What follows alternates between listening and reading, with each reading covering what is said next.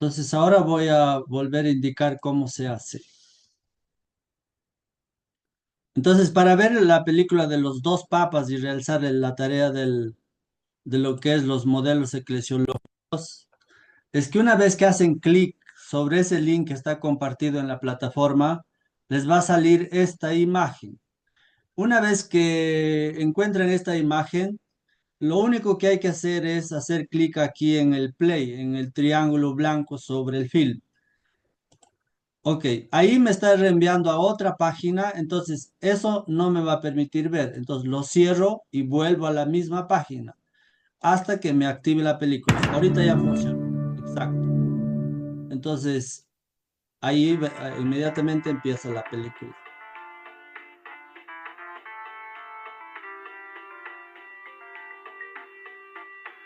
Gracias por llamar a Sky Tours. Para obtener información, presione 1. Si llama para reservar un vuelo, presione 2. Si llama para continuar... ¿Sabía que nuestros descuentos solo son válidos en línea? Ah, sí, buen día. Quiero Si reservar desea un... hablar con un operador, presione 1. Listo, eso es lo que hay que hacer con esto de la película. Ahora sí creo que he podido explicar y ya lo pueden ver ahí en si alguien tiene dificultad. ¿Alguna otra pregunta? Bueno, los que ya lo han visto, perfecto. Ah, sí, Pamela. Gracias. Sí, yo he tenido dificultad en realidad para responder las preguntas porque no, mi percepción, pues tengo sentimientos encontrados con esta película primero, porque es de Ajá, Netflix, ¿ya? Y no la he aguantado, la verdad. La había visto antes, entonces no he aguantado esta película. ajá, Pero cuando yo leí el cuestionario para hacer las respuestas, no me he sentido en la capacidad de responderlas, ajá. ¿Cuál porque pregunta sobre todo? Son seis preguntas. ¿Cuál de ellas? Porque hay la primera, solo hay una pregunta, me parece. Hay alguna otra que pide otra explicación, pero obviamente está hecho en base a lo que argumenta sobre la vida de Benedicto XVI. Tal vez eso habría que señalar algunos datos más y también sí, tal vez algún dato más del Papa Francisco. Probablemente allí haya una necesidad de aclarar, pero lo podemos aumentar ahora. sí, porque, bueno, es una cosa ficticia, ¿no? Pero nos lleva siempre a entrar en errores en cuanto a lo que ha sido el pontificado de Benedicto XVI. Ajá, Y ese es el choque de sentimientos que yo tengo, ¿no? O sea, ya mm, empezando desde la producción, el director es un ateo, por lo tanto nos muestra una historia desde su punto de vista progresista. ujú. Creo que cuando obviamente hay algunas áreas de las ciencias que obviamente intentan asemejarse o acercarse a lo que es la realidad, pero hay mucho de fantasía y también algo de trascendencia histórica en la mayoría de las películas. Si uno quisiera, por ejemplo, entender la teoría de Freud sobre la cuestión del psicoanálisis, obviamente una de las películas que no es la única y tampoco es, podría decir, una de las que mejor presenta este enfoque, pero El Príncipe de la Marea te permite entender muchísimas cosas de lo que enseñó Freud que lo que podría uno encontrar leyendo en algunos textos o asistiendo a algunas conferencias. Y lo mismo pasa aquí con estas películas, ¿no? O sea, por ejemplo, existe la vida de Martín Lutero. Si uno quiere entender la reforma, no es que así pasó exactamente, pero por lo menos refleja algo del contexto en el que nos permite a nosotros comprender lo que iba pasando allí. Y lo mismo entiendo yo con esta visión de esta película. No es, digamos, una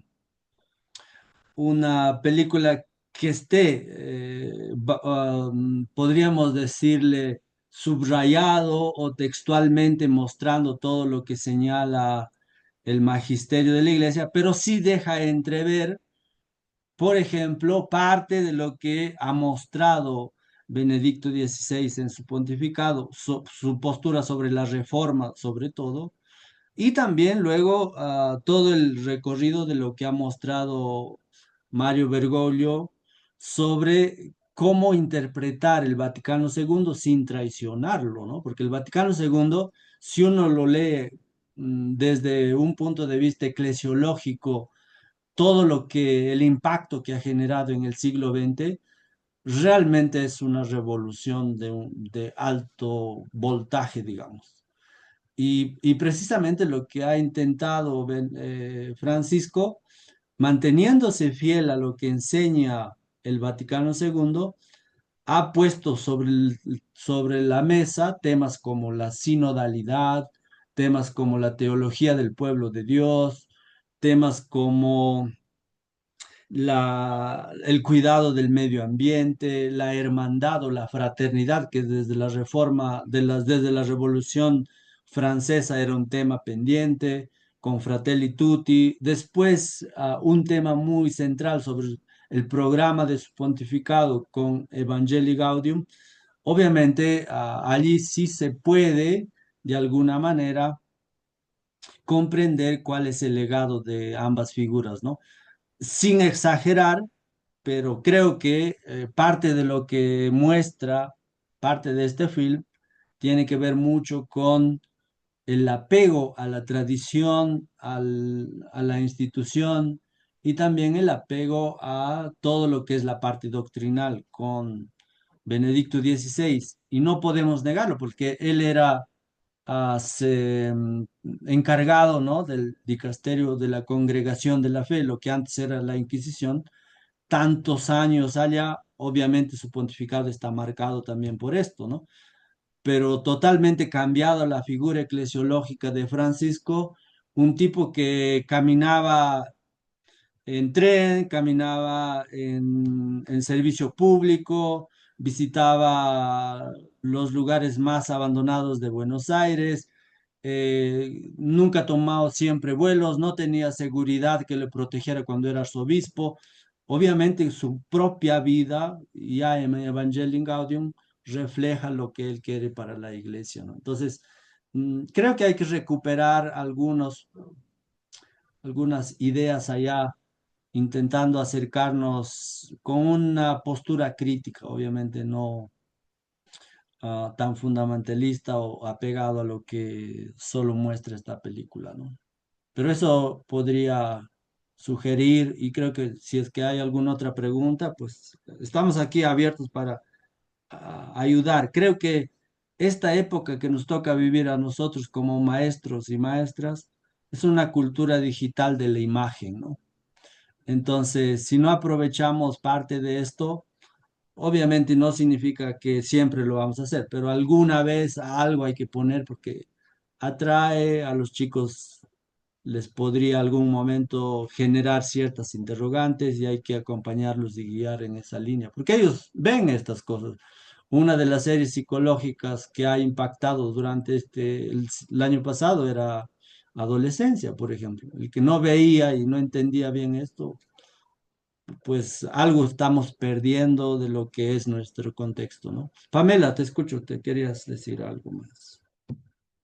Gracias. Es que yo siento que esa película hay que verla con dirección, ¿no? Hay que tener bases sólidas y conocimiento, porque si no, nos perdemos y terminamos creyendo que hay un bueno y un malo y no sabemos realmente el contexto de lo que ha sido la Revolución Francesa y para los cristianos, ¿no? Para los católicos, lo que ha significado la Revolución Francesa y lo que conlleva seguir el Vaticano II, que ya muchos análisis han mostrado que tiene serias deficiencias, que con el Vaticano II hemos ido perdiendo y se ha secularizado la iglesia y hemos ido perdiendo a nuestra gente.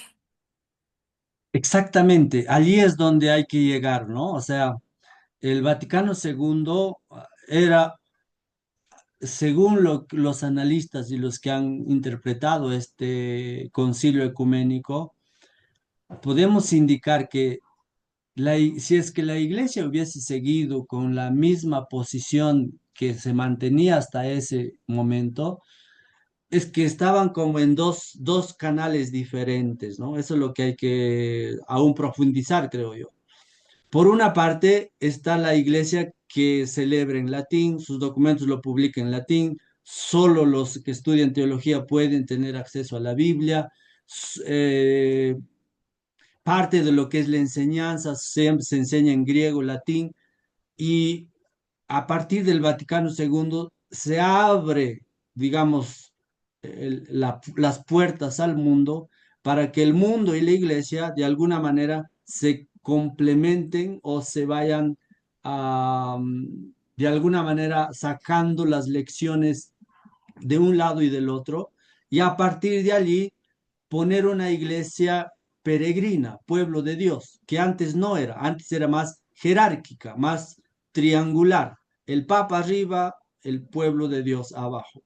Pero a partir de Vaticano II, precisamente, el desafío grande era iglesia de los pobres para los pobres.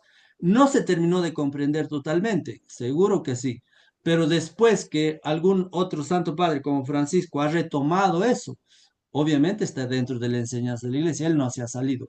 Tenía muchos críticos, la iglesia es muy clara en esta parte, ¿no? Si es que nos acercamos a esta película solo para verlo, quién es el mejor, quién es el bueno, quién es el malo, creo que es una visión sesgada. En la parte final de la película, algo trata de reconciliar los dos modelos, pero también es fundamental reconocer que por una parte la iglesia en Europa, Occidente, tiene una forma y todo lo que vive durante estos últimos 50 años, podemos decir, tiene unas particularidades que tiene también sus dificultades.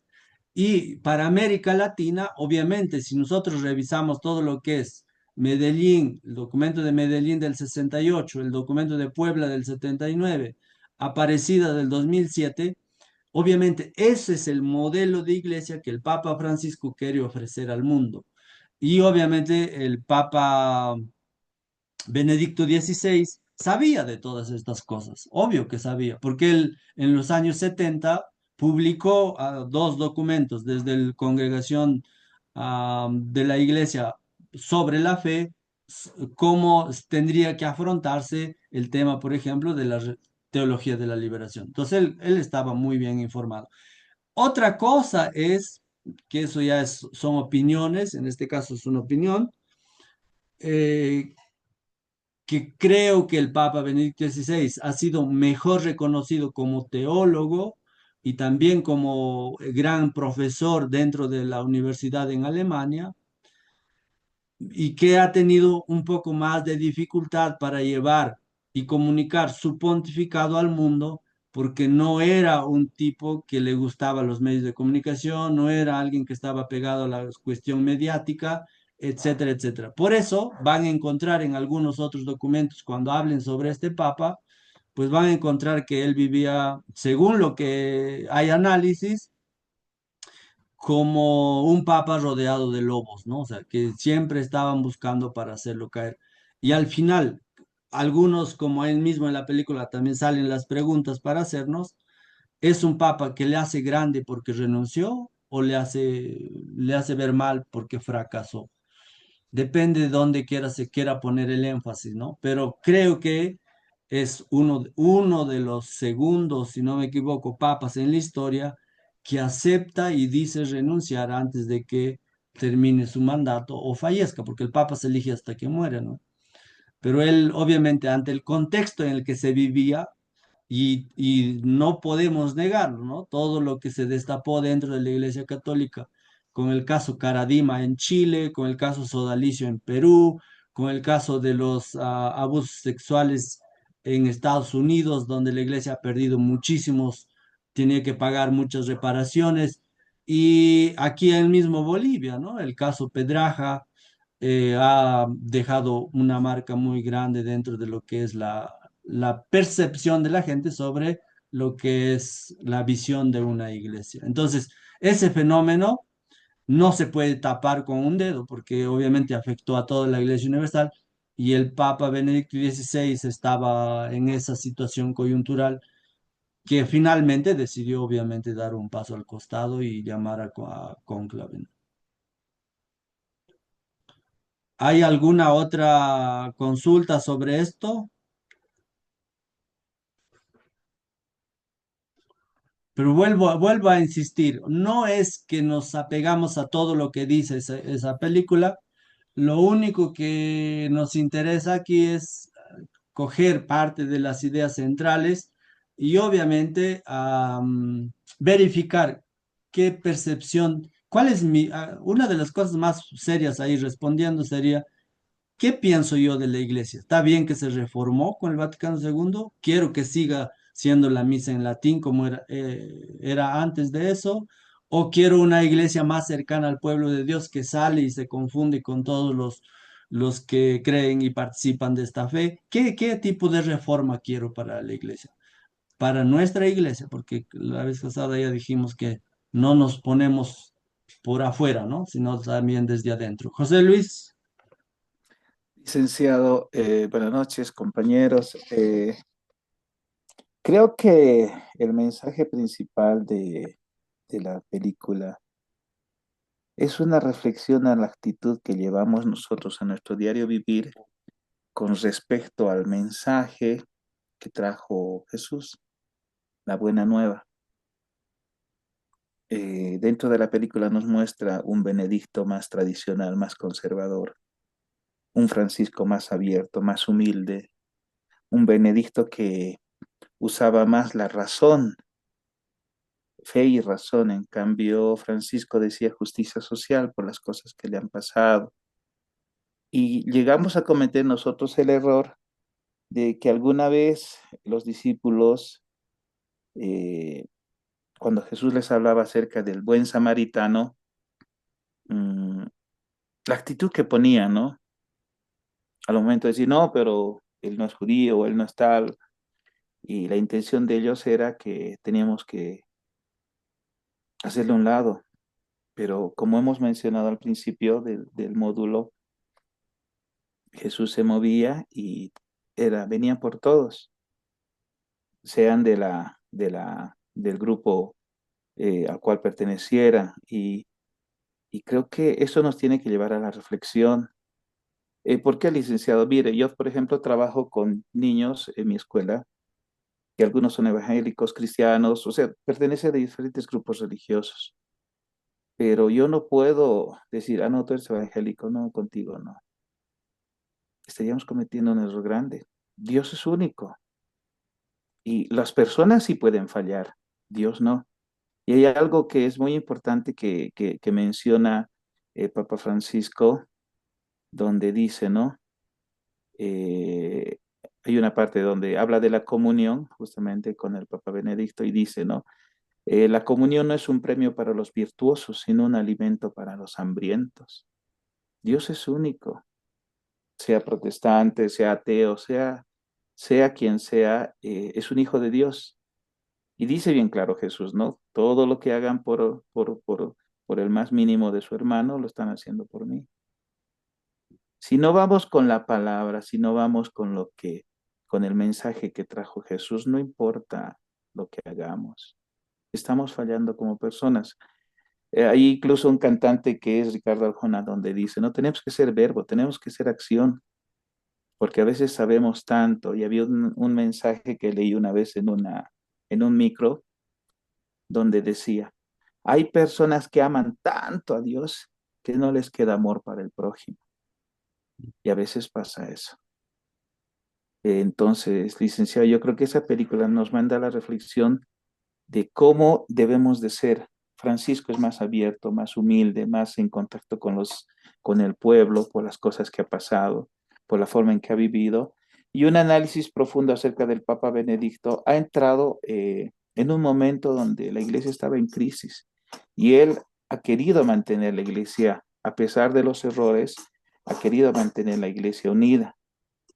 Su esfuerzo, su visión misma, creo que ha sido dedicada a eso, a mantener una iglesia intachable, cosa que Papa Francisco menciona que hay errores y esos errores tienen que ser pues castigados.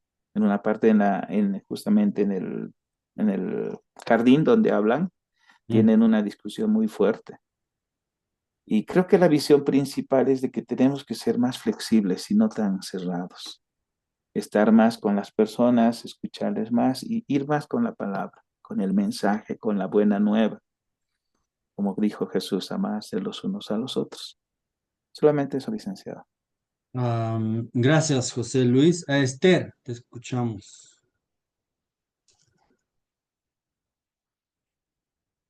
Sí. Licen, buenas noches. Buenas Buenas noches a todos. noches. Buenas noches. Eh, Había una pregunta que decía purificar, ¿no? Y como dice, cuando ha entrado el Papa Francisco, justo en un momento que la iglesia estaba siendo vista, mal vista, Mm, por las cosas que pasaron internamente, y sí, y seguimos, ¿no? Nos dicen eso. mm, Tantos títulos hay y algunos estudiantes igual te preguntan, pero profe, si esto ha hecho la iglesia, ¿por qué esto? ¿Qué aquello? Entonces, lo que les puedes explicar como estudiantes, también a veces uno mismo explica, pero se sigue cometiendo los mismos errores. Ahí en purificación, a lo que me voy es, queremos que nuestra iglesia se purifique, se renueve completamente, pero sin embargo, hay siempre un pero que no se puede, ¿no? Eh, Siempre hay algo, como se dice, una manzana podrida, siempre va a haber ahí, pero no es la sección de querer que nuestra iglesia sea sana y viva. Pero ¿cómo? Y yo me he puesto a preguntarme, ¿cómo voy a hacer eso? ¿Cómo les voy a indicar y qué voy a hacer? Aparte de que yo evangelice con mis contenidos, mezcle, ¿no? Con la currícula mm, del ministerio y parte de lo que yo crea conveniente, los contenidos para desarrollar con los estudiantes. Pero no todos, como dijeron, se dejan o quieren oír. Los mismos papás nos atacan a veces por haber a veces un pequeño error, piensan que los profesores de religión tenemos que ser santos y castos, ujú, que en nosotros, por eso antes era la materia de religión ética y moral, por eso era la profesora de ética y moral, te dice. Entonces, antiguamente esa era la área, no como ahora es valores, espiritualidades y religiones. Entonces, hay muchos jóvenes que nos preguntan por qué la iglesia comete esos pecados, porque son humanos, ¿no? Se les dice eso. Tú también has cometido algún pequeñito pecado. Eso no quiere decir que yo le estoy santificando al que ha cometido a los sacerdotes. Son humanos también, ¿no? El diablo se les ha metido, les digo eso. Entonces, eh, en la película se ve dos caras. Uno cuando entra Francisco, que es para, eso me he puesto a pensar, purificar, hay una pregunta, la tercera creo que es, o la cuarta pregunta, que dice purificar. Cuando entra Papa Francisco, en ese momento, él es como una purificación, él es como un remedio que va a cambiar a la iglesia. Sí, en parte sí ha cambiado porque él no quería los lujos, quería ujú, servir, no quería que le sirvan a él, quería más bien el servir, ¿no?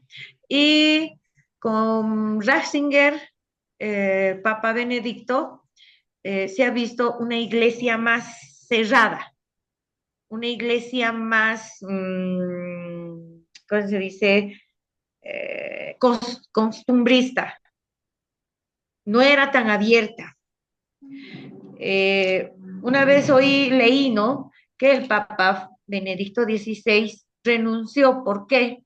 Porque justo a él le han pasado todas esas cosas que de la iglesia se ha destapado, tanto lo económico, tanto lo religioso, justo en su papado, estas cosas han salido a relucir y que el mundo se ha enterado. Entonces también es por eso que el Papa Benedicto XVI renuncia, ¿no? Y llama a un conclave. Entonces, creo que también en parte el Papa Benedicto XVI ha querido, ¿no? Que se limpie la iglesia. Tal vez él igual se ha sentido cansado, porque y a mayor también cansado, porque muchos problemas. Eso, Lisa. Gracias, Esther. Muchos problemas y él estaba muchos años en el Vaticano. Estamos hablando desde los años 60, 60, 70. Él era secretario de Juan Pablo II durante todo su pontificado. Y después fallece Juan Pablo II, lo eligen precisamente a Benedicto, ¿no? Y Benedicto, obviamente, uno puede tener su punto de vista, pero él es histórico, es real, o sea, gobernó la iglesia, fue un excelente profesor, tiene publicaciones maravillosas. Por ejemplo, algo que podemos, tal vez puede ayudar, lo que dice Benedicto XVI sobre la santidad, él dice, ¿has sentido tú una vez cómo es el aroma de una rosa? Claro, todo el mundo sabe cómo es el aroma de una rosa. Pasa lo mismo con la santidad. La gente lo sabe oler, dice, lo huele, se da cuenta, pero no se ve. O alguien ha visto el aroma, pero teológicamente es una interpretación fabulosa. ¿Por qué? Porque Benedicto XVI es un gran teólogo que ha hablado de varios temas, de Jesucristo, de la escatología, de la misma iglesia, del ser humano.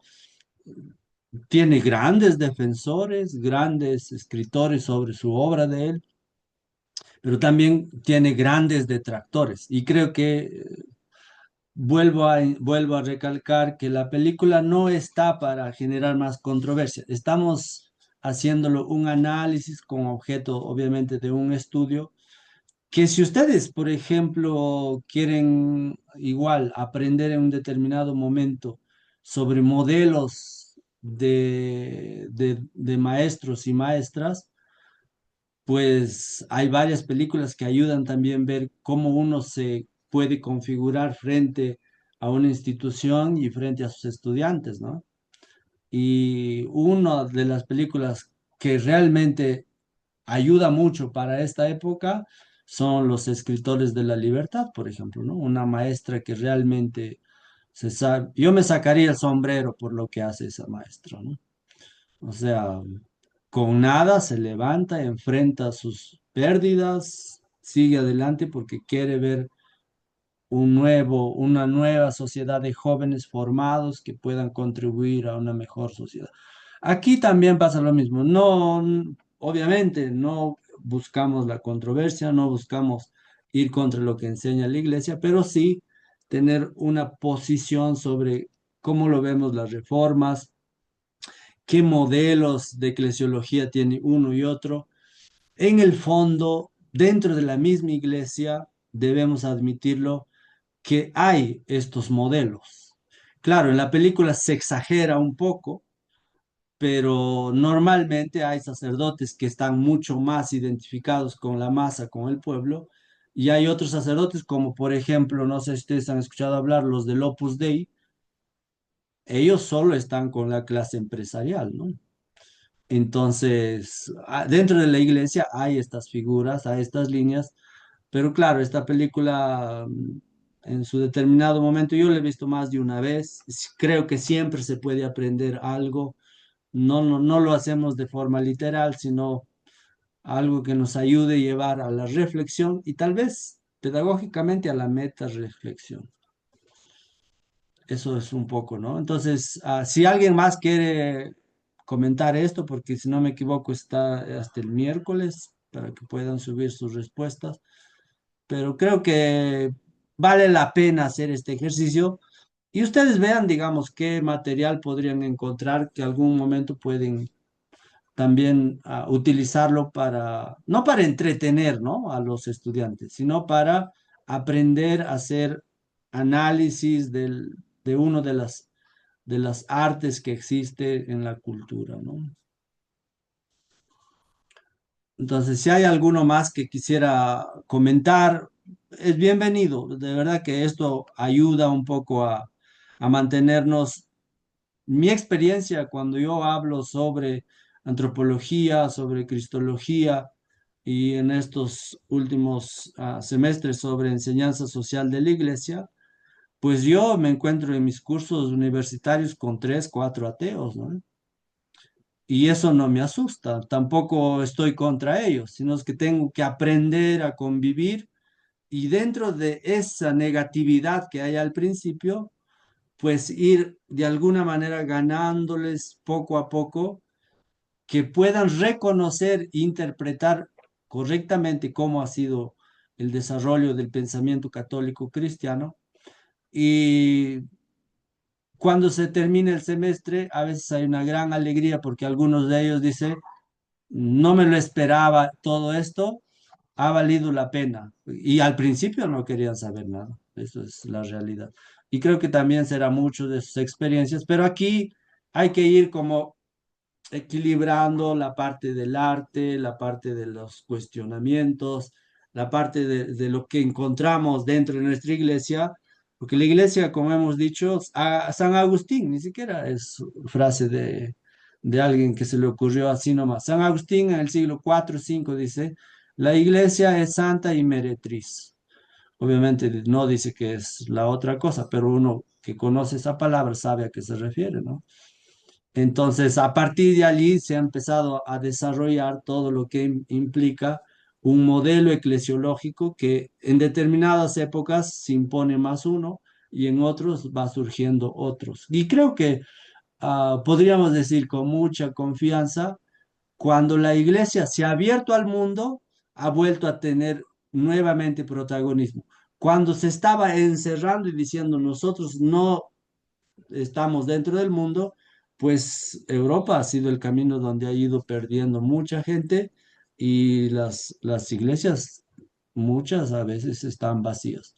Y los párrocos en Europa normalmente no son europeos, son misioneros de Asia, de América Latina, de África, ellos están llevando. Y curiosamente, por ejemplo, no sé cómo ustedes lo tomarían, pero en Europa ya se vive este fenómeno donde una parroquia, una iglesia cristiana católica, los domingos celebra la Eucaristía y los días viernes celebran los musulmanes sus reuniones.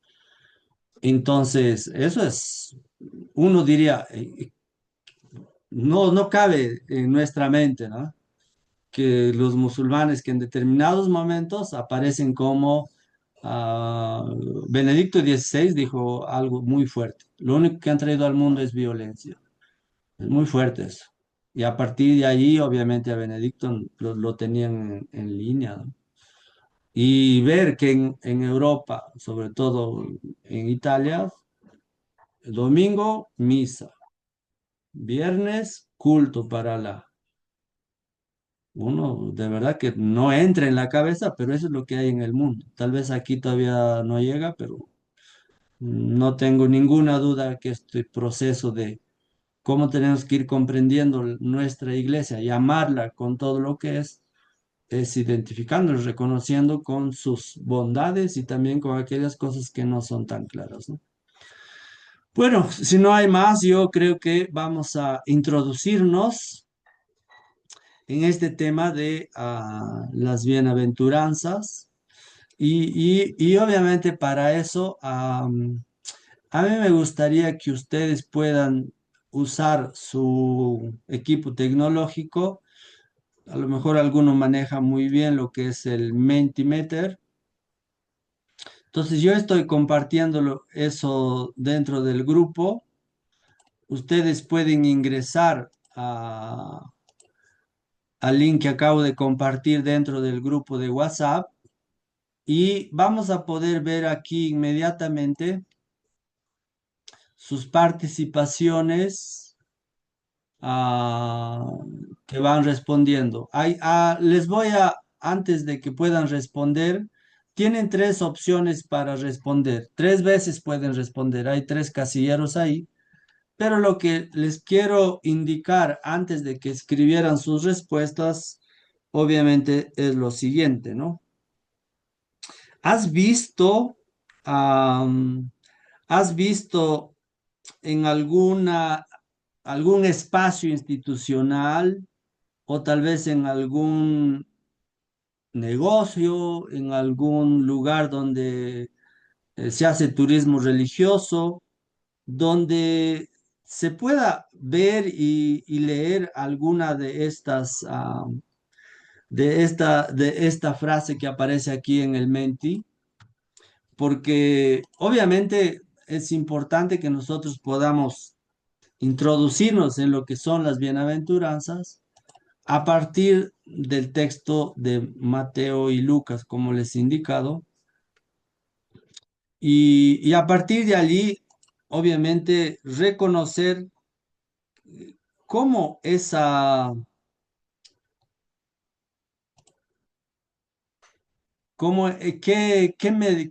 qué me llama esa bienaventuranza que a veces lo encontramos ah, pues pegados en esos lugares, ¿no? Entonces, no deben poner su nombre, sino, ¿qué les dice a ustedes eso de felices los que tienen un corazón de pobre, porque de ellos es el reino de los cielos? ¿En qué les hace pensar? Eso es lo que me interesa que pudieran responder allá. Y yo voy a compartir, obviamente, la presentación y vamos a ir viendo sus respuestas automáticamente aquí. Entonces, ¿en qué les hace pensar? ¿Qué es lo que realmente, o dónde lo vieron? ¿De dónde creen que lo sacaron eso, etcétera? Pero allá tienen tres opciones para responder y vamos. Creo que en este momento hay una respuesta, pero ya hay 13 personas que han entrado.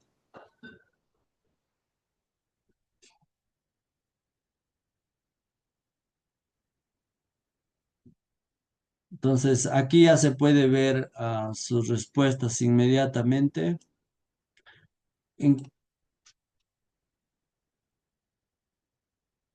ya van llegando algunas de estas: no ser egoísta, humildad, tener un corazón sencillo,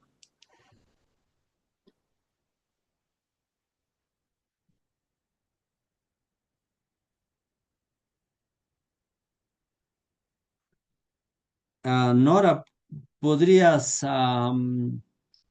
intentar volver a hacer clic en el link que le he pasado de este Mentimeter? Y si te permite ingresar, ahí te va a salir tres casilleros, pues pones tu respuesta y respondes. Y si no, tranquila, digamos. Pero ahorita hay 19 personas que ya están conectados, ¿no? Ya están enviando sus respuestas. Una vida sin apegos, no ser ambicioso, ambiciosa. Felices los que tienen un corazón de pobre, porque de ellos es el reino de los cielos.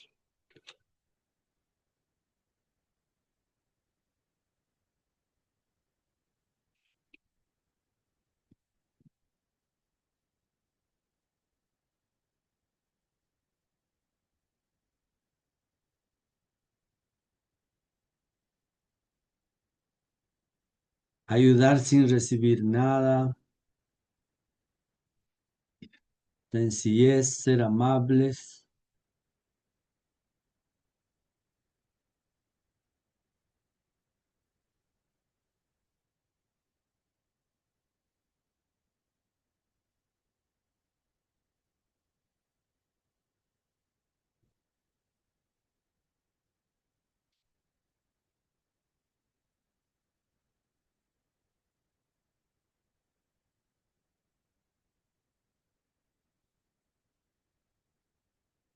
Muy bien, van llegando las respuestas.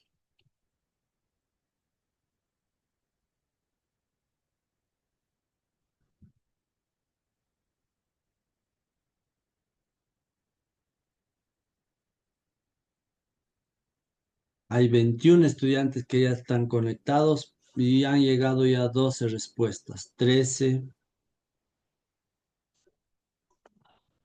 Ser una persona amable, gastar la vida por los otros, sencillez, ser solidario,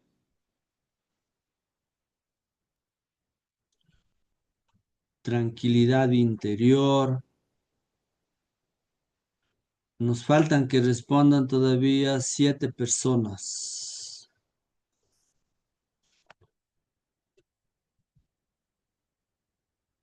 Tener sentimientos buenos.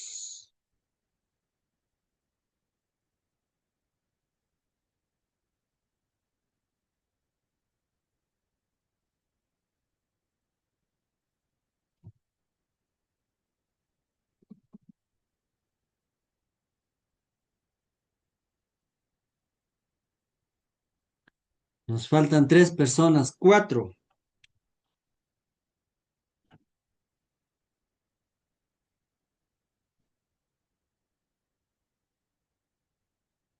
Ser empáticos con los demás.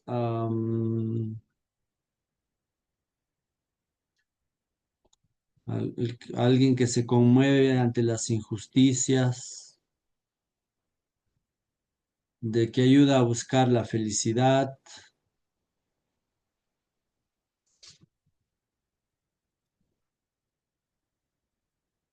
Tres personas más y vamos cerrando esto.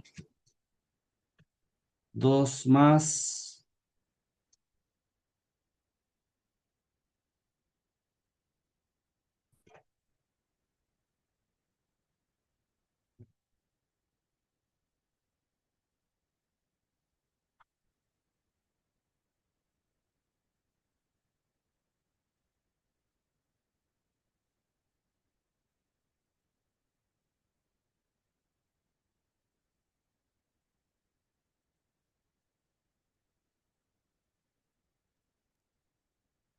Muy bien, entonces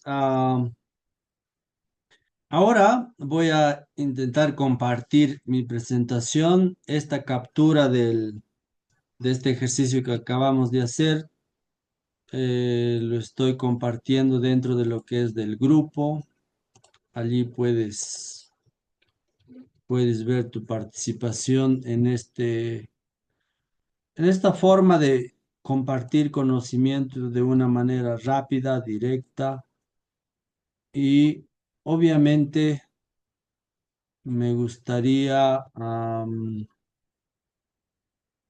compartir y desarrollar esta temática de lo que es las bienaventuranzas. Y para ello, obviamente, voy a permitir compartir mi presentación. Una de las definiciones que se dice sobre las bienaventuranzas es precisamente que es la carta magna de los cristianos. Así como el Estado tiene su constitución política, estas bienaventuranzas, algunos han empezado a considerarlo como la carta fundacional para una nueva humanidad, porque tiene obviamente las 8 bienaventuranzas tienen todo lo que necesita el ser humano para vivir según la voluntad de Dios. Entonces, las bienaventuranzas, algunos lo llaman la carta magna del cristianismo, otros hablan de que es una carta fundacional para crear una nueva humanidad. Y obviamente aquí lo usamos con el fin de poder interiorizarnos en estas bienaventuranzas, tanto de Mateo y también de Lucas. Precisamente son esos dos evangelios que presentan.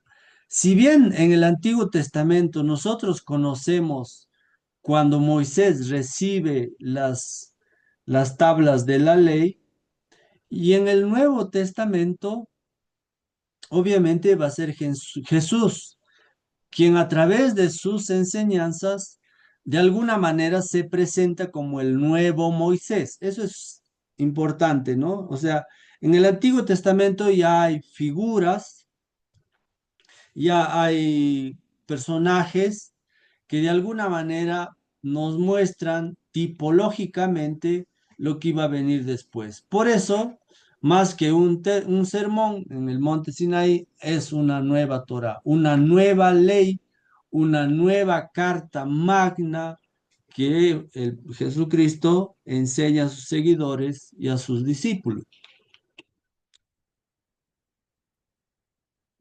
Obviamente, primero es importante ubicarse en esa montaña donde podríamos decir que a quien se acerca a ese lugar sentía cierto miedo, cierto temor, cosa que en Mateo, Jesús cuando empieza a hablar de estas bienaventuranzas, precisamente lo hace en esa perspectiva de cómo el que le siga tiene que, obviamente, hacer lo que ha hecho el maestro, pero también seguir parte de lo que implica esa transformación de un nuevo Moisés encarnado en Jesús. Por eso, a diferencia del Sinaí, que es un desierto,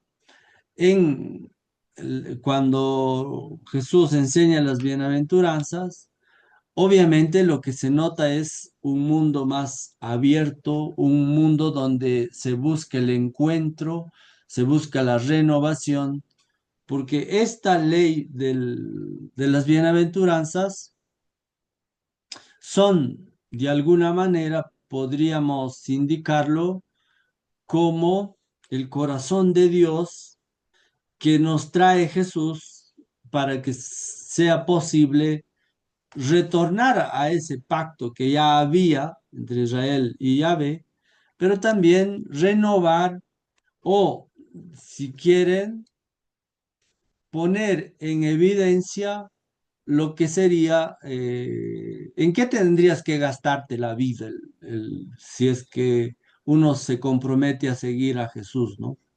Y por eso Jesús trae una nueva ley, una nueva Torah, y qué sencillo de recordar, ¿no? Jesús dice, ámense unos a otros como yo les he amado. Entonces, a partir de allí podemos decir que empieza toda esta visión de qué es lo que quería Jesús cuando enseña las bienaventuranzas. Por una parte, tenemos que decir que las bienaventuranzas no son simplemente una introducción romántica y soñadora, y ay, qué lindo, bienaventurados los que sufren y son perseguidos. Para nada, está lejos de allá. Lo que normalmente hay que reconocer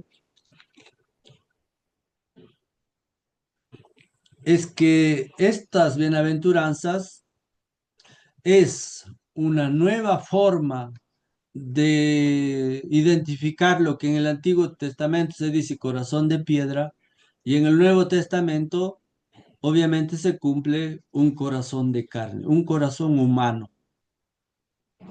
Entonces, esa transformación y ese cambio obviamente pasa por comprender esta relación que hay entre el Dios y también lo que hay el reino de Dios am, en contexto de la iglesia. Por eso, si es que alguien quiere definirse cristiano católico, pues debe asumir estas bienaventuranzas, ¿no? Porque son de alguna manera tu identidad y tu ciudadanía para construir lo que normalmente se pide, una fraternidad, una comunidad, una comunión. Y si es que uno se aleja de estas bienaventuranzas, pues precisamente estamos lejos de lo que Jesús quería enseñar y mostrar para todos los que le seguían, ¿no? También debemos dejar claro que no es una lista donde solamente podríamos decir son normas de conducta, reglas de conducta. Porque no se olviden que Jesús dice, yo no he venido a abolir la ley. ¿A qué ha venido Jesús? ¿Ha dicho? ¿A qué vino Jesús? A a buscar servir. lo que se había perdido. A recuperar a aquellos que andaban perdidos. Si no ha venido a abolir la ley, ¿a qué ha venido? ¿Qué dice sobre la ley?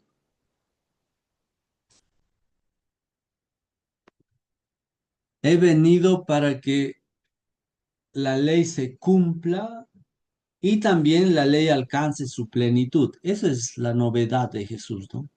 Ya en el Antiguo Testamento, incluso podríamos indicar tantos fariseos y otros movimientos religiosos que vivían poniendo sobrecargas a- al pueblo de Israel. Jesús no dice que va a borrar esa ley, sino lo va a perfeccionar, lo va a dar un cumplimiento. Entonces, su propósito no es de las bienaventuranzas tener más normas, más mandatos para que tengas un premio porque te has portado muy bien. Lo que consideramos más bien es que estas bienaventuranzas, entendidas en el contexto del Sinaí y del sermón de la montaña, pues podemos indicar claramente que Jesús es una forma de cómo da inicio a todo ese ministerio que le va a llevar pues a terminar en la cruz, ¿no? Entonces, si es que nosotros todo lo que hacemos lo hacemos por recompensa o lo hacemos precisamente porque nos van a dar un premio, pues aún nos falta crecer mucho en la fe. Porque precisamente la salvación que ofrece Dios a cada uno de sus hijos no lo ofrece como un premio o una recompensa, lo hace como un don gratuito y lo único que pide de sus hijos es que respondan a vivir según la voluntad. Porque, a ver, hay una, una línea del Padre Nuestro donde decimos claramente, hágase tu voluntad, pero creo que solo lo repetimos como en automático, ¿no? Hágase tu voluntad y lo que estamos diciendo después es que no se haga la mía. Pero ¿cuál es normalmente la tendencia en este aspecto? Normalmente la gente quiere que se haga como uno, como él quiere, que se haga según su voluntad, no según la voluntad de Dios. Por eso, cuando Jesús le regaña a Pedro, y le dice, apártate de mí, tus pensamientos no son los pensamientos de Dios, no es según la voluntad y el plan de Dios. Entonces, allí precisamente estas bienaventuranzas tienen actualidad y tienen mucho todavía que debemos seguir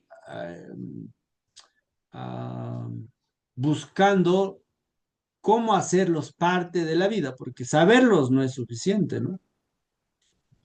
Que no, lo dice aquí que no es un listado, no es algo que te dan para que te ganes premios, es cómo transformarlo y convertirlo en acción de la comunidad cristiana. Por eso, las bienaventuranzas son una descripción del corazón de Dios, de cómo quiere Dios que viva la humanidad. Describen cómo es una persona que ha sido transformada por la gracia. Ahí está la clave, ¿no? Para poder entender y vivir las bienaventuranzas, hay que comprender cómo Dios cambia ese corazón de piedra por ese corazón de carne. Y lo hace por medio de su gracia. Y yo les he indicado en una clase anterior que la gracia siempre se comunica y llega a los hijos de Dios, no importa quién lo administre. Y en ese sentido, el pedido que siempre ha hecho Jesús es que sus hijos vivan en comunión, en fraternidad, en hermandad. Por eso el documento de Francisco, ¿no? Fratelli tutti, hermanitos todos, todos hermanitos. En ese sentido, las bienaventuranzas son la promesa de una nueva Jerusalén, si quieren, de una nueva ciudad celeste, una nueva forma de vivir y existir. Allí se nota el cambio radical de todo esto, ¿no? No es solamente, ay, qué lindo que suena esta bienaventuranza, sino cómo esto va a transformar realmente todo tu actitud frente a la vida, frente a los problemas que te toque afrontar dentro de la comunidad educativa. Y podríamos incluso seguir señalando que estas bienaventuranzas están en la línea del reino de Dios. El reino de Dios no es comida, no es bebida, entonces dígame qué es. Son las bienaventuranzas, son esas promesas, digamos, que vienen como del más allá y que nos cambian radicalmente la forma de comprender y entender y analizar todo lo que pasa en nuestro entorno. Por eso, precisamente, cuando nos encontramos con estas bienaventuranzas, pues nos desconcertamos, ¿no?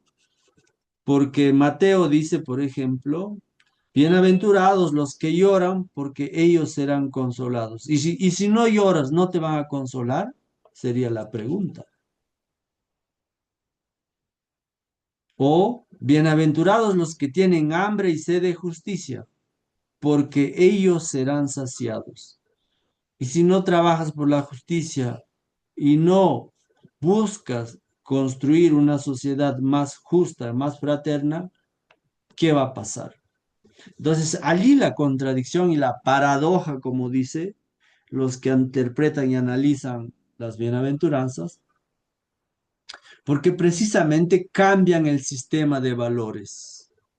El mundo va en una dirección, lo que normalmente sabemos, ¿no? Más poder, más fama, más dinero, instrumentalizar al ser humano, no tratarlos dignamente, etcétera. Y por el otro lado, obviamente está la línea de los dones del Espíritu Santo, un corazón que ama sin condiciones, un Jesús que es capaz de ser uno como nosotros.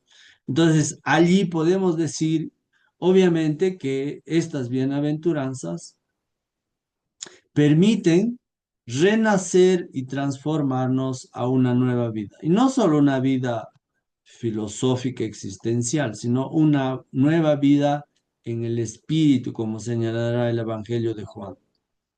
Por eso a veces hay fatiga y hay también dificultades dentro de las instituciones o las comunidades educativas, precisamente porque a veces nos quedamos con la norma, la ley, etcétera, y olvidamos de que sin el espíritu esto no camina, no funciona. En ese sentido, podemos decir que son criterios válidos para toda época, para toda existencia, y solo así uno empieza a tomar conciencia de cómo está el mundo, si realmente va en el camino de lo que Dios quiere o va en el camino lo que normalmente entendemos como la lucha por el poder, la fama, la riqueza, y olvidamos todo este llamado que hace en las bienaventuranzas a vivir de una manera desprendida, ya lo decían en el ejercicio que hemos hecho, y también como eres persona de alguna manera que buscas consensos, equilibrios y no buscas hacer tu voluntad o imponer esa forma de entender ciertos caminos, de crear comunidad, crear fraternidad. Pero las bienaventuranzas es el camino más seguro para llegar a la santidad. a la beatitud. También podemos decir, es el camino para llegar a saborear ya en esta vida lo que es la felicidad o la salvación. Es en esta vida, si tú te alejas de las bienaventuranzas, es como convertirás tu camino, tu experiencia en un infierno. Y si tú sigues parte de lo que normalmente Jesús ha vivido, pues va a tener muchas de estas cosas que a veces el mundo no entiende, ¿no? Y en ese sentido podemos decir que las bienaventuranzas no es una promesa para un futuro lejano, y más bien Benedicto XVI, y aquí lo citamos a él porque él es un gran teólogo, él dice que cuando el hombre empieza a mirar y a vivir según la voluntad de Dios o a través como Dios quisiera que viva, ya se hace presente en esta vida la salvación, ya se hace presente los valores del reino, ya se hace presente lo que un día vamos a completar y lo vamos a vivir en toda su plenitud. Escatón. Escatón significa lo que esperamos en un futuro. Si alguien vive según las esperanzas, según las bienaventuranzas, ya experimenta esa presencia del amor infinito de Dios. Y ahí, obviamente, Benedicto XVI es un genio, cómo comprende y trata de actualizar el pensamiento cristiano y también la crítica que había recibido muchos teólogos, ¿no? Muchos teólogos han recibido la crítica de cómo a veces los cristianos están más preocupados de sacrificarse y esforzarse para tener paz y felicidad mañana, es decir, después de la muerte, ¿no? Pero creo que no es el camino y Jesús, todo depende cuando abordamos esta temática de las bienaventuranzas. eh, ¿Cuál es la línea, cuál es el criterio sobre lo que han aparecido varios análisis y comentarios?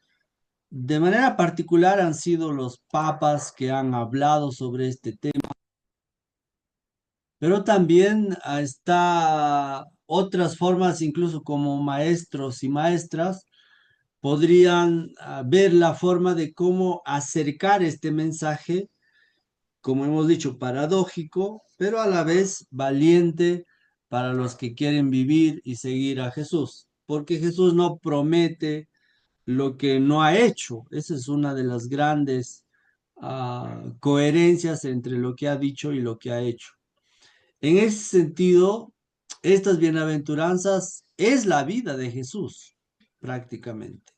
Es Jesús encarnado en esas 8 bienaventuranzas de Mateo o las 4 de Lucas.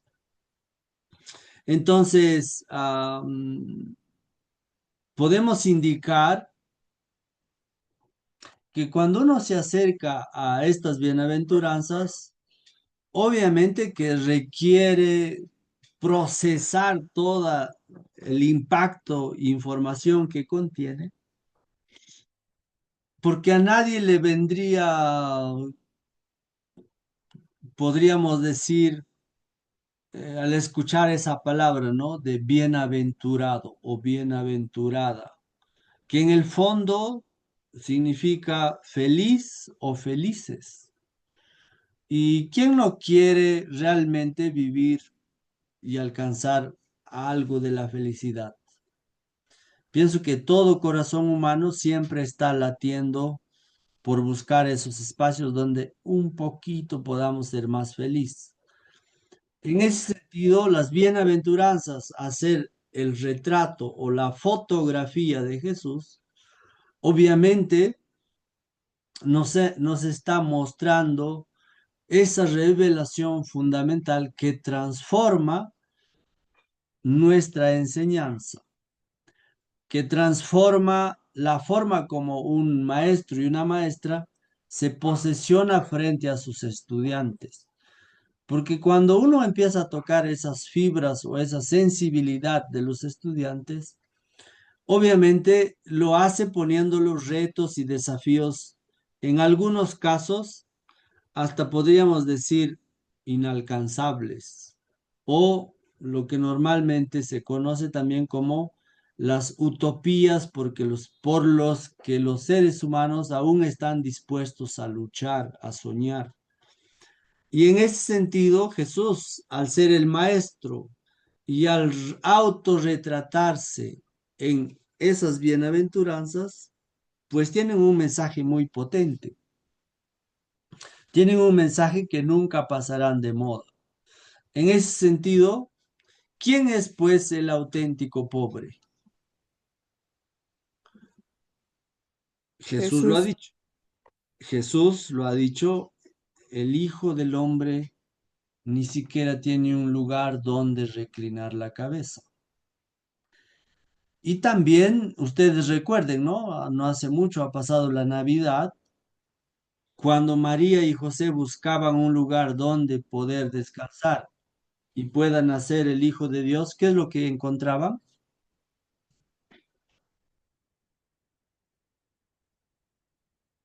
Las puertas cerradas. Un pesebre. Normalmente, adelante. No había lugar en la posada, todos estaban ocupados y solo había un lugar donde guardaban los animales y bueno, ahí José se lo hizo un pesebre para que pueda nacer, ¿no? El Señor Jesús y ahí se da cumplimiento también, ¿no? De las escrituras, lo que dice la Biblia. Tal cual, precisamente pasa realmente el Hijo de Dios pobre y después aún será perseguido y saldrá como exiliado precisamente a Egipto, ¿no? Entonces, esto de la pobreza no es que tengamos que dorarlo como una píldora, ¿no? O sea, la pobreza, este Papa actual, Benedicto León XIV, ha dicho que la pobreza más grande de la humanidad es no conocer a Dios. Gustavo Gutiérrez ha dicho que la pobreza es una muerte, un tipo de muerte para aquellos que lo viven. Y eso de ser pobre, insistimos, no es un seguimiento romántico y soñador, hay muchos tipos de pobreza, ¿no? Voy a mencionar solo alguna de estas para poder contextualizar parte de lo que es el autorretrato de Jesús como el más pobre entre los pobres, ¿no? Hay un cántico dentro de lo que es Filipenses, la carta a los Filipenses, precisamente se llama los cánticos cristológicos, ¿no? Y allá dice que el Hijo de Dios se anonadó, se vació de todo lo que significaba ser un Dios lejano para convertirse casi en nada y ver lo que no encontraba posada, ver de que realmente no había un espacio, un lugar, como Mateo 8:20 dice, el Hijo del Hombre no tiene dónde reclinar la cabeza. Es muy duro, ¿no? Y a partir de allí, obviamente está la pobreza material, está la pobreza moral, gran cantidad de corruptos dentro de las instituciones públicas. Está también la pobreza espiritual, que este Papa León XIII lo señala con mucha fuerza y lo dice en su documento Dilexete, precisamente que algunas personas se convierten en ladrones porque no dan a los pobres lo que les pertenece, tomando obviamente las enseñanzas de los primeros padres de la iglesia. Y eso requiere obviamente mayor análisis, mayor interpretación, exégesis sería, pero una de las cosas que les puedo comentar aquí para comprender de que la iglesia no solo predica la pobreza, también intenta vivirlo y ponerlo en primera fila. El Papa León no, el Papa Pablo VI, que ha gobernado la iglesia desde el año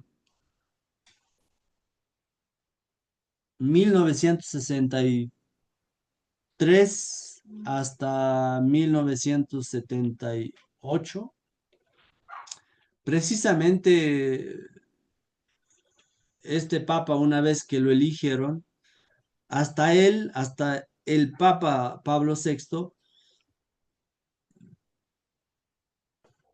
se le entregaba un ornamento que se llamaba tiara y estaba diseñado como tres coronas, ¿no? Que los papas siempre usaban para representar su poder espiritual, poder terrenal y el gobierno de todo el mundo. Pero el Papa Pablo VI precisamente renunció a seguir usando esa tiara y algún teólogo en esa época le planteó de que sería bueno que se venda ese ornamento, esa tiara, y esa plata se los regale a los pobres.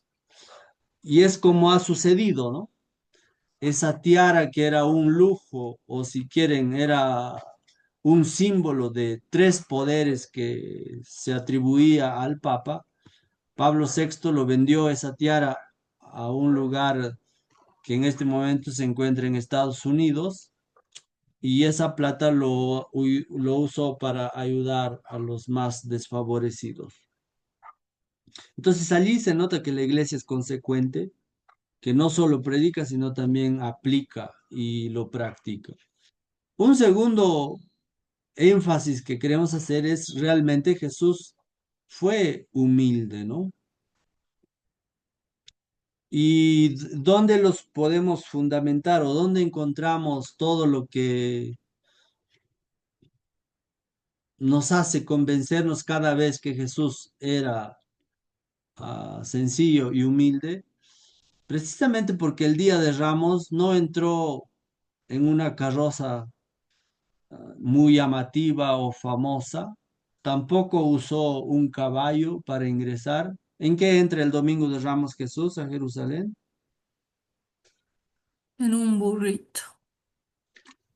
En un burrito, en un asno. Pollino. Un pollino, sí. Eso es lo que nos hace recordar, ¿no? O sea, estas bienaventuranzas están muy vinculadas a la vida de Jesús. O sea, eso es fundamental. Y precisamente allí se nota de lo que es despojarte de toda banalidad o poder temporal que siempre es pasajero. Y allí se nota muy claramente cómo Jesús da el ejemplo a sus apóstoles para que ellos sigan haciendo lo mismo. Entonces, cuando Jesús muestra el camino de la humildad, no lo hace para decir qué bonito que soy, miren que yo me conozco muy bien, lo hace precisamente porque Él dice que muchas cosas, como los odios, las venganzas, se van sembrando en el corazón del ser humano. Y a partir de allí, la soberbia, el egoísmo, etcétera, etcétera, pues te alejan de ese camino que es acercarte al reino de Dios, al reinado de Dios, ¿no? Entonces ahí hace abiertamente la invitación para que aprendamos de él que es manso y humilde de corazón, ¿no? Entonces, eso es otro mensaje muy potente y muy fuerte para entender que Jesús, nuestro hermano mayor, el maestro, el rabí, es precisamente pobre, es realmente humilde Y a partir de allí, obviamente, cuando él enseñaba, él no dice yo soy un maestro, ¿no? Sino que los que le escuchan le empiezan a decir rabí, maestro. Y por eso normalmente se comprende que ser maestro, ser maestra, implica pues una coherencia y una trascendencia fenomenal, diríamos, porque el compromiso con educar y enseñar a los estudiantes no solo pasa por aprender la lección y poner una nota, ¿no? Sino por marcar sus vidas por el resto de su existencia. Entonces, allí está la diferencia. Y si no, pregúntense ustedes, ¿no? ¿A- ¿Recuerdan alguno de ustedes de los profesores que han marcado su vida y realmente podríamos decir que hoy obviamente le llaman Jesús como maestro, como rabí, precisamente es cuando a través de la humildad muestra el camino a todos aquellos que le quieran seguir. Y claro, también tenemos que mencionar cómo él podría transparentar y mostrar esa, digámosle, esa pureza de las intenciones dentro de su corazón. Creo que sería muy difícil, sería muy difícil que alguien pueda transparentar y mostrar sus intenciones si es que no practica o está en contacto directo con su padre. Y eso es una de las grandes lecciones que tenemos que rescatar de Jesús. Jesús, para sus mejores decisiones o para desafíos muy importantes que tenía, siempre los evangelios van a decir que se aleja a rezar, a contemplar, a hablar con su Padre. Y después de eso, pues adelante, va seguro, porque sabe que está haciendo. Porque el mismo Jesús dice en el momento más duro de su vida, si quieres, aparta de mí este cáliz, pero que se haga tu voluntad y no la mía, ¿no? Es decir, es realmente sentir la soledad, el abandono. Prácticamente podríamos notar claramente cómo ese vínculo y esa cercanía que tenía con su padre le ha permitido llevar adelante todo ese ministerio y esa fortaleza para mostrar ese corazón compasivo a los que compartían con él la misión. Y en esa misma línea, estas bienaventuranzas muestran a que todo aquel ser humano que siga a Jesús, pues tiene que hacer lo que él ha hecho, ¿no? Ser un artífice de la paz, ser, si quieres paz para el mundo, pues trabaja por la justicia, ¿no? Si quieres que realmente el mundo sea diferente, esté transformado, la paz no es la ausencia de guerra o de violencia. La paz es, como ha dicho el Papa Pablo VI, el nuevo nombre de la paz es el desarrollo integral de cada ser humano. Y con el Papa Juan Pablo II dirá que el nuevo desarrollo es precisamente trabajar por la solidaridad. Y en esa solidaridad podemos decir claramente cómo Dios entrega a su único hijo y sufre con su hijo.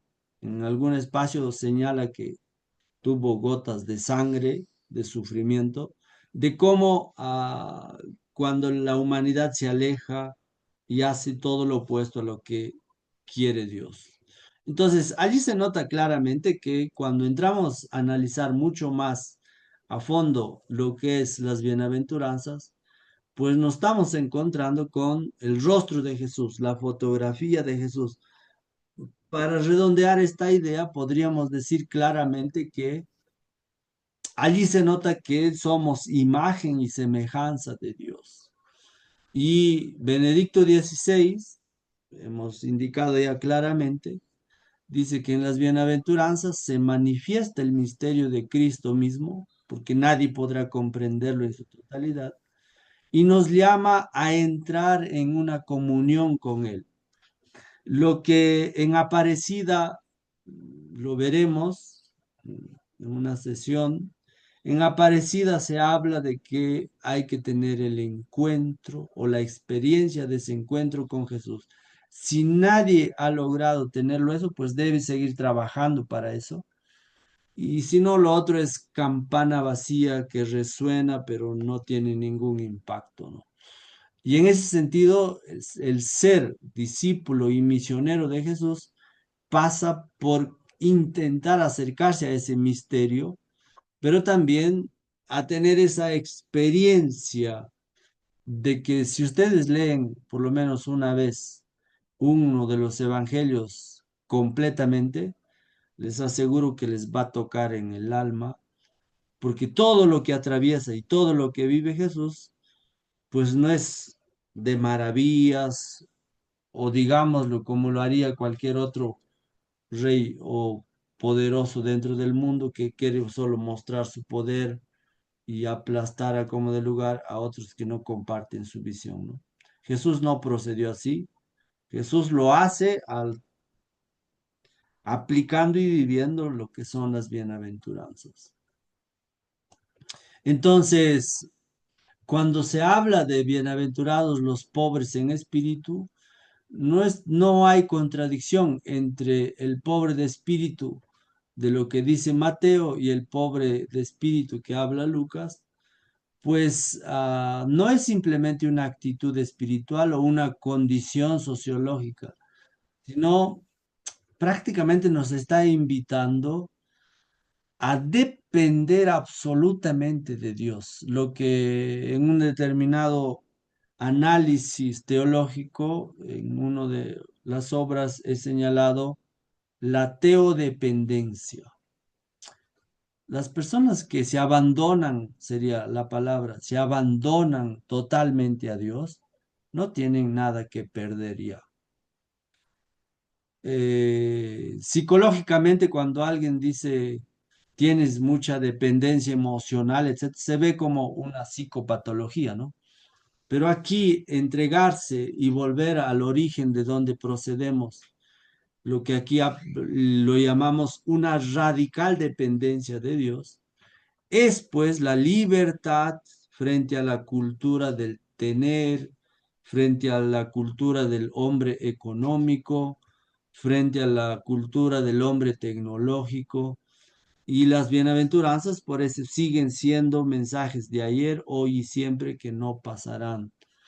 En ese sentido, podemos también citar a una de las santas que ha mostrado precisamente ese vínculo con Dios y que ha hecho patente y claro el mensaje de las bienaventuranzas, ¿no? Santa Teresa de Lisieux, cuando describe cómo presentarse a Dios, lo dice en esta forma: con las manos vacías y las tendería abiertas hacia Él.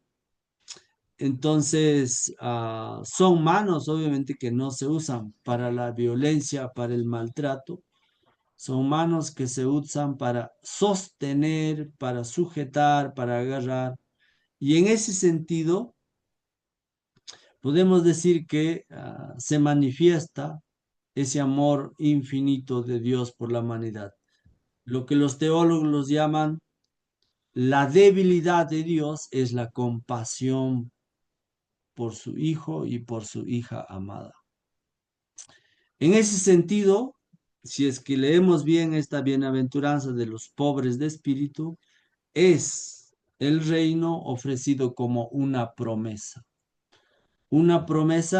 de que realmente vamos a formar y compartir este reino que ya no tiene fin, este reino que ya no hay tiempo, espacio, ya no hay deseos, etcétera. En ese contexto, para entender la categoría fundamental del mensaje de Jesús, es pues bienaventurados los pobres de espíritu, porque ya no tienes nada que perder, todo está en el corazón y las manos de Dios. Entonces, a partir de allí, esto de bienaventurados los mansos, precisamente tiene que ver con la mansedumbre, ¿no? No tiene que ver de manso de tonto. Lo que aquí está intentando mostrar es cómo los mansos precisamente son aquellos que han renunciado conscientemente a vivir generando violencia o promoviendo violencia y las violencias en todas sus formas, ¿no? Por eso, si ustedes revisan y leen un poco comentarios dentro de lo que es el Antiguo Testamento, hay un grupo que se llamaban los Anahuins. Entonces, ustedes pueden chequear esto, se puede encontrar esa información, donde se habla exactamente de los Anahuín de Dios. ¿Qué significa ser Anahuín de Dios?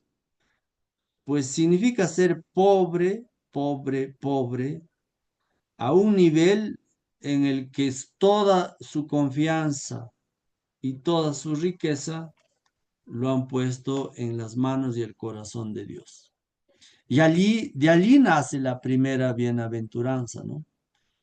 Bienaventurados los pobres de espíritu, bienaventurados los mansos, mansos de mansedumbre, ahí aparece. Una palabra cristológica y eclesiológica es precisamente la mansedumbre comprendida como una forma en el que uno empieza a integrarse o a ser protagonista en el pueblo peregrino de Dios, pero también es una palabra que muestra de alguna manera realeza y nos descubre la esencia de la nueva presencia de Jesús como manso y humilde de corazón, porque es uno de los pobres más pobres que todo lo ha puesto en manos de Dios. Entonces, a partir de allí, la recompensa o la promesa es que tendrá como premio heredar la tierra. Heredar la tierra tenemos que leerlo a la luz de lo que celebramos en Cuaresma, ¿no? Cuando te ponen la señal de la cruz, ¿qué es lo que te dice el sacerdote o el obispo en Cuaresma, miércoles de ceniza? ¿Cuál es la frase que te recuerdan?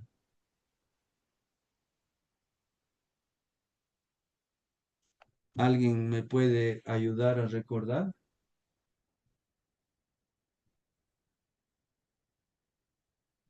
Eres polvo y, y en polvo te convertirás. Exactamente, es eso, ¿no? O sea, allí se nota claramente que realmente somos Anawins, es decir, te recuerdan que heredar la tierra no es más de lo que estamos constituidos. Recuerda que eres polvo y polvo volverás a ser. Entonces, allí esa promesa de un nuevo Jerusalén, una nueva tierra celestial, se vuelve universal y obviamente tendremos paz si es que estamos confiados en este Dios que todo te lo da gratuitamente y solo así el mundo pertenece al final a los que son humildes, a los que trabajan por la paz y a aquellos que luchan por la justicia, ¿no? Entonces, aquí podríamos decir lo que hemos visto en la sesión anterior, precisamente como las semillas del reino ya están presentes, pero siempre son semillas, ¿no? Que requieren procesos donde se tienen que ir desarrollando y obviamente encarnando esos valores, esos principios que Jesús ha mostrado con mucha claridad a sus seguidores. Entonces, aquí es paradójico y muy chocante que te digan dichosos los que lloran. O sea, ¿quién es dichoso realmente llorando? Que la tristeza regenera. Aquí podríamos indicar claramente cómo incluso Jesús, con todo el sufrimiento que tuvo que pasar en la Pascua y todo lo que es el Calvario de Semana Santa, ¿cómo puede ser bueno estar afligidos? ¿Qué de recompensas puedes encontrar en toda esta experiencia de vivir afligidos? Obviamente, podemos indicar cómo esta forma de reconocer que uno puede tener dicha y gloria en el llanto es que la tristeza más grande que puede existir es que nos convirtamos en maestros y maestras sin esperanza. O sea, ya no tendríamos mucho que ofrecer, ¿no? Cuando nos dejamos invadir por la desesperanza, que es uno de los pecados más grandes que hay, es la que ha perdido la confianza en que el amor y la verdad pues tienen una fuente y es Dios. Y ahí es donde la desesperanza que lo llevó a Judas, ¿no? Después de vender por 30 monedas, saben cómo terminó Judas. Entonces allí se nota claramente que ese sufrimiento y esa aflicción, pues lo que normalmente se conoce, ¿no? A veces el infierno ya se vive desde esta vida y no necesitas morir para saber que existe el infierno. Además, la tristeza por la verdad es la provocada por la conmoción ante la verdad que lleva al hombre a la conversión. Es verdad eso, ¿no? O sea, antes de una gran conversión, pues hay una lucha muy grande interna del ser humano para liberarse y alejarse del mal y obviamente entregarse a esta verdad con mayúscula, ¿no? A esta verdad que es el Hijo de Dios, esta verdad que transforma y, como hemos señalado, ya no eres indiferente a todo lo que ves en tu entorno, sino más bien asumes un compromiso, yo diría, de crear realmente una comunidad educativa. Es difícil, lo sabemos, pero no intentarlo, pues aún la culpa será más grande, ¿no? Y si en ese intentar, pues está hecho según la voluntad de Dios y acompañado por la fuerza del Espíritu, lo más probable es que pase lo que pasó con Pedro, ¿no? Pedro, una vez que niega a Jesús, después, cuando le vuelve a preguntar si le ama, afirma 3 veces que le ama. Y a partir de esa experiencia, pues precisamente podemos decir que el Dios no es un Dios de perfectos, es un Dios que aún reconoce que el ser humano es frágil y se puede equivocar. Por eso es importante que cuando leamos esta bienaventuranza podamos encontrar con mucha claridad que hay muchas formas de afrontar las dificultades y precisamente, ¿no? Hay injusticias en todas partes y también podemos indicar claramente cómo para enfrentar el mal en el mundo siempre hay que hacerlo del lado de Jesucristo, de la luz de Dios, porque Él es el que realmente promete un consuelo que no tiene fin. Muchos beneficios o consuelos que encuentres en este mundo, pues son temporales, ¿no? Entonces, a partir de allí, podemos decir que una religión del resentimiento, como ya había criticado Federico Nietzsche, obviamente había dado, podríamos decir, en los puntos más nodales de la fe cristiana, que los iba sacudiendo y tenía que reaccionar. Federico Nietzsche vive obviamente en el 800 y la segunda parte del 1900 Y toda su producción y sus escritos están en esa línea, en esa dirección de ser crítico con el cristianismo, crítico con los seguidores de Jesús que no viven con todo lo que enseña Jesús. Y en ese sentido, obviamente, podríamos decir que dentro de la iglesia también hay gente que reniega, que protesta, que no está de acuerdo con todo lo que hay, pero también podemos decir que dentro de la iglesia están los que están comprometidos con vivir según la voluntad de Dios y por eso una respuesta teológica, podemos decir que las bienaventuranzas se oponen de alguna manera a lo que normalmente encontramos en esta época, cómo vive la gente, ¿no? Cómo viven nuestros estudiantes, porque el mundo donde prácticamente nos desenvolvemos, que siempre exige esta conversión, este cambio, este empezar a ir en la dirección no de lo que va el mundo, sino en la dirección que va Jesús. Y allí sí, obviamente, las bienaventuranzas es una invitación no solo a una conversión personal, sino también a una conversión de de la estructura institucional. Y allí seguramente vamos a poder ver ese cambio, esa transformación, que no viene impuesto de afuera, sino de adentro, porque hay una espiritualidad, hay un amor por lo que se hace.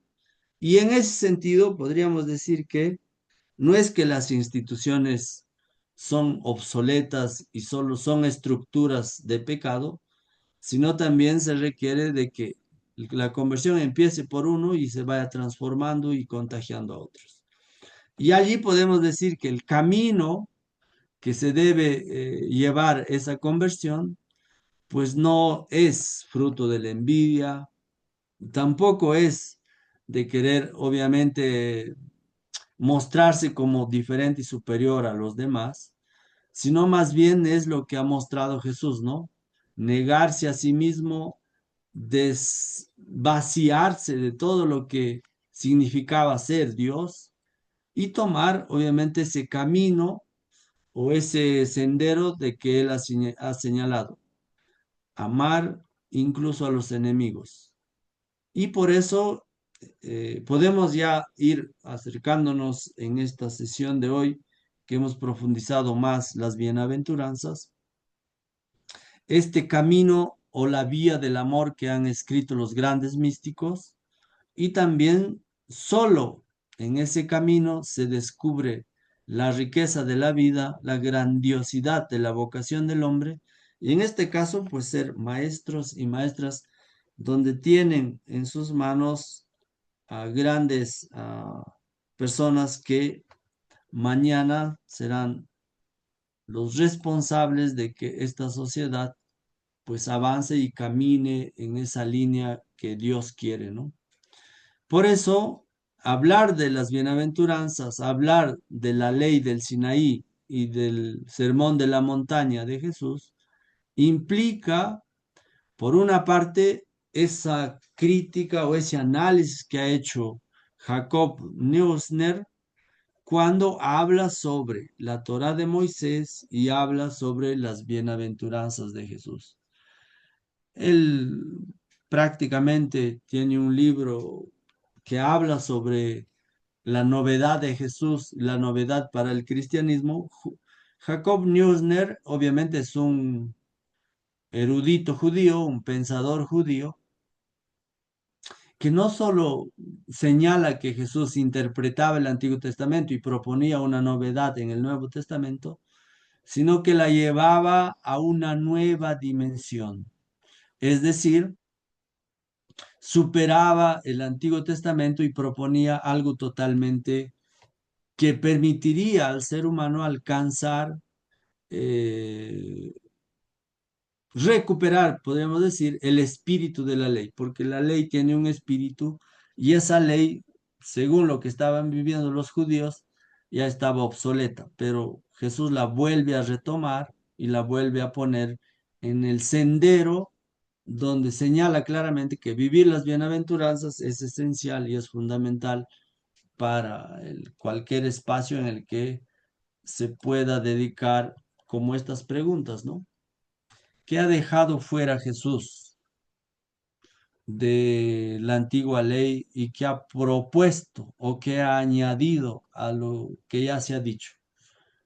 Entonces, la respuesta, según Neusner, dice que no añadió nada, que ha dejado fuera nada y que ha añadido, pues se ha añadido él en persona, ¿no? Por eso cuando hablamos y decimos que Jesús es la irrupción del reino de Dios en el mundo, es precisamente lo que este pensador y crítico reconoce.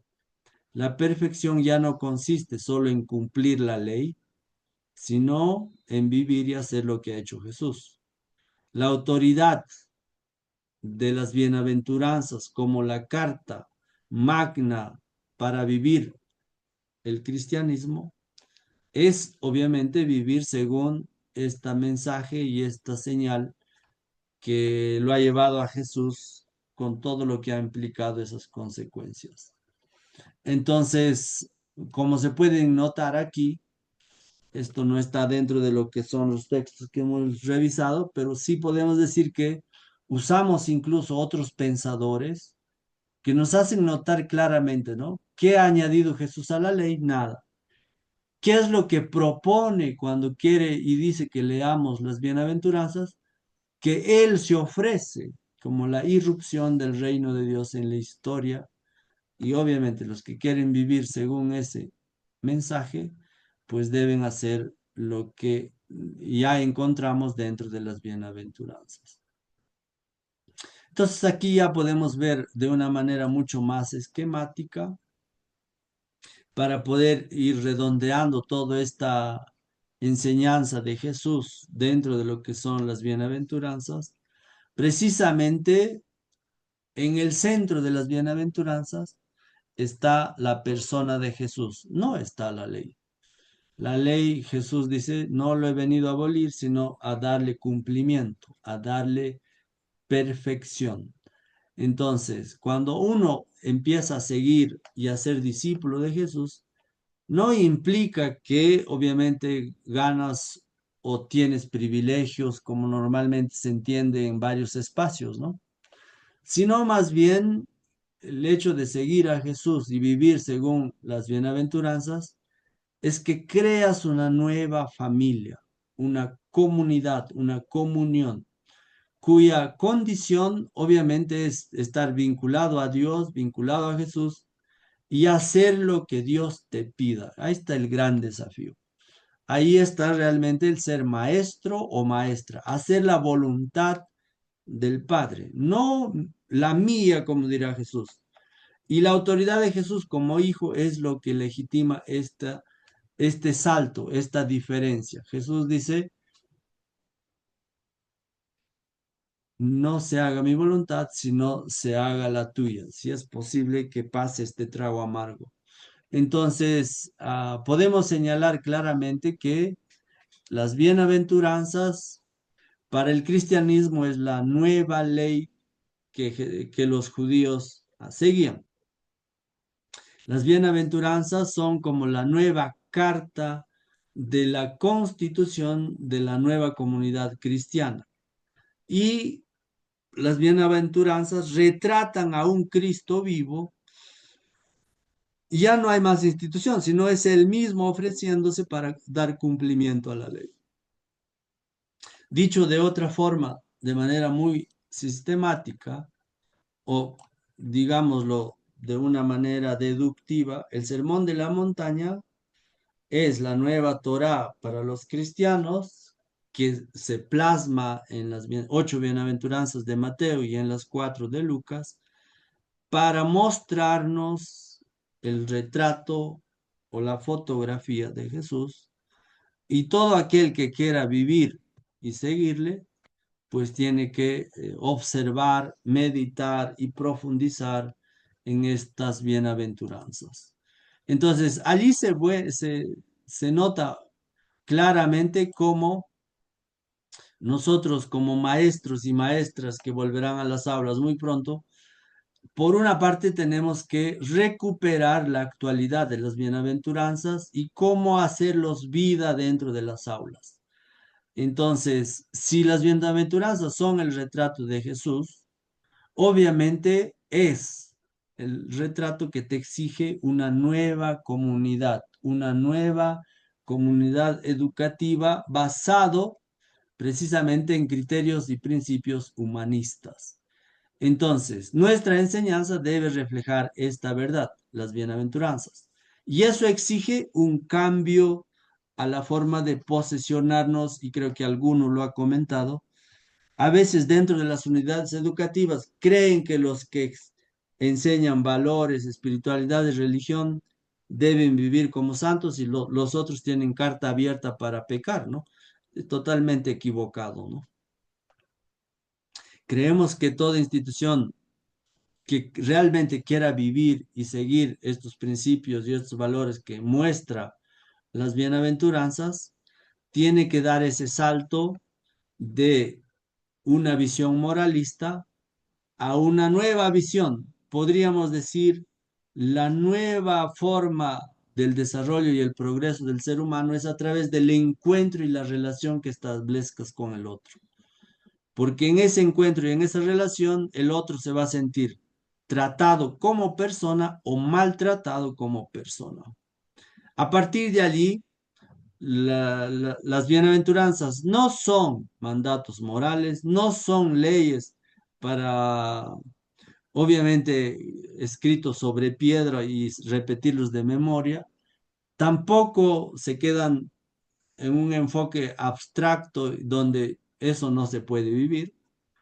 Pero si damos ese giro de paradigma, cambio de modelo, precisamente es una invitación al encuentro con Cristo, a revivir lo que les he dicho, ¿no? Revivir esas historias que narra en las parábolas Jesús, donde encontramos a este Jesús encarnado y uno de nosotros.